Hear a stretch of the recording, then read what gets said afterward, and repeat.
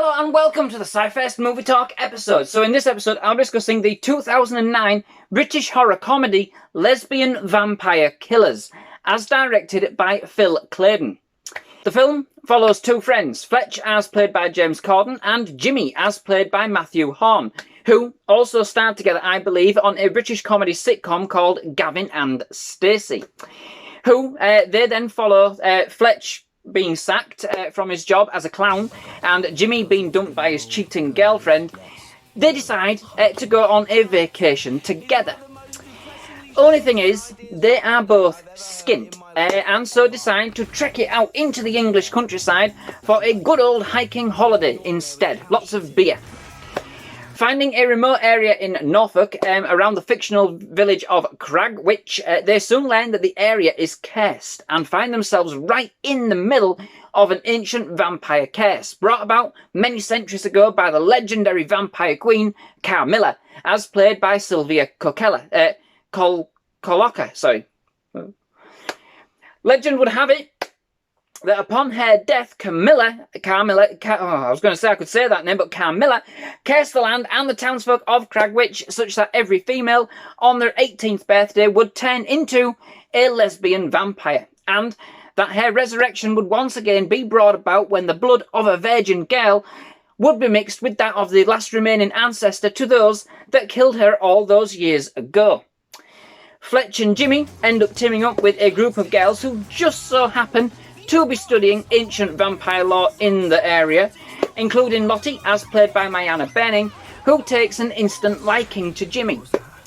Together, along with an eccentric priest, as played by Paul McGann, they must reluctantly rid the town of its curse once and for all before Camilla is resurrected and devours them all. I'm getting stuck on Camilla. It's Carmilla, isn't it?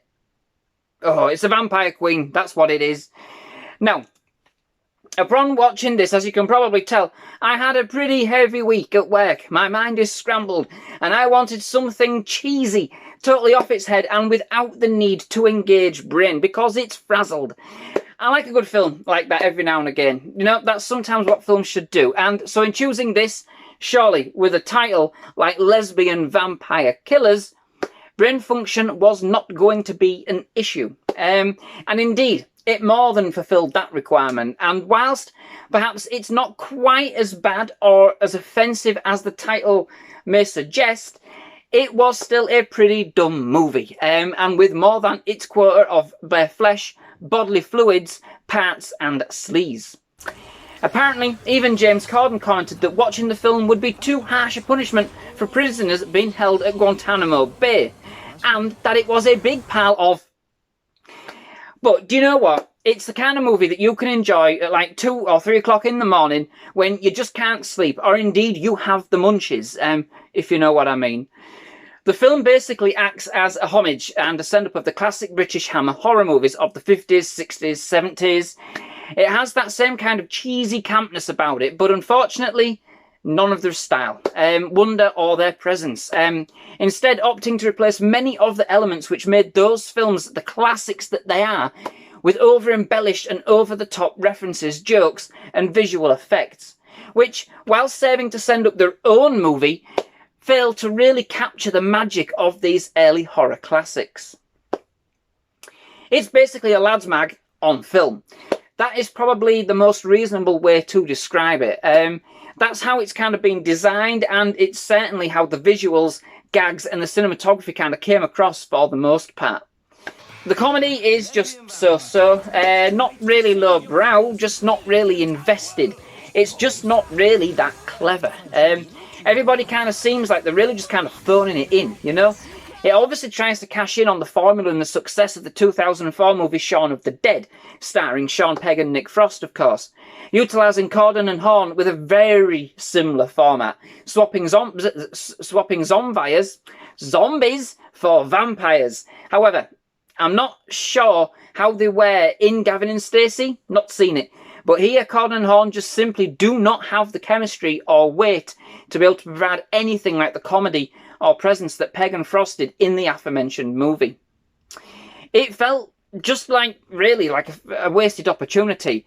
I mean, the potential for the title and subject matter to offend aside, it really does offer scope for quite a B-movie experience, you know? But sadly, it just comes across as a bit much. Most of it's twaddle. But in saying that, it might not be exactly the shining beacon of British comedy. It might be the kind of movie Leslie would walk out of. But hidden amongst the sauce and the sleaze are a few witty moments that, whilst this doesn't quite hit the spot overall, I've seen and enjoyed much, much worse. There are snippets of fun to be had if you kind of strip away its laddish exterior, when it's not actually trying to force out a joke or provide us with a close-up of a bosom or two. It's not actually that bad. It's got a little of that kind of old-school monster charm. It's got some. Certainly captured the campness. I mean, story-wise, it's straight out of the campiest of Hammer horrors, you know? Perhaps a bit overcooked for a modern audience, but the elements are there. Certainly, perhaps more towards those studios, the kind of films that they made in the 70s, perhaps. Overall, whilst the movie might not be quite as offensive or even as stupid as it actually sounds, it is certainly as crude, opting to present what tantamounts to being a lad's mad. What a day. A lad's mag on screen, concentrating more on crass comedy and close-up shots, you know, of its female stars' chests than it does in really delivering or delving into its own character's story or plot. It is pretty much only one step away from having everybody kind of stripping down to the skivvies and having them kind of partake in a pillow fight, you know? It's that level. It's totally camp, cheesy, full of innuendo, flesh and bodily fluids. It attempts to bring back the magic of those classic Hammer horror monster movies, but concentrates far too much on over-embellishing elements that really were secondary in those movies, coming across neither as a parody or even as a well-thought-out homage, however well-intentioned. But it's short, it's sweet, and for the most part, it's fairly punchy. Parts of it are completely unnecessary, and the overall chemistry between the characters feels forced. However, it does have some interesting storytelling visuals and some cool ideas along the way. I think if it had kind of toned itself down, it would have still been cheesy, still camp, but in the right way, and indeed possibly a lot more enjoyable. But beneath the sleeves, it's not too bad for an offbeat vampire flick. It at least has plenty of playful physical effects, which kind of keep things interesting for the most part. So, that brings me to the end of this episode. I've made it through. Can I say this without messing it up? Thank you very much for watching. I do hope you've enjoyed it. If you have, please leave a like. Please do hit that subscribe button for more movie reviews, trailer reactions, and other movie-related content. Absolutely loved having you here at SciFirst MovieTalk, and definitely love to have you back. Most of all, just thank you very much for watching, and goodbye.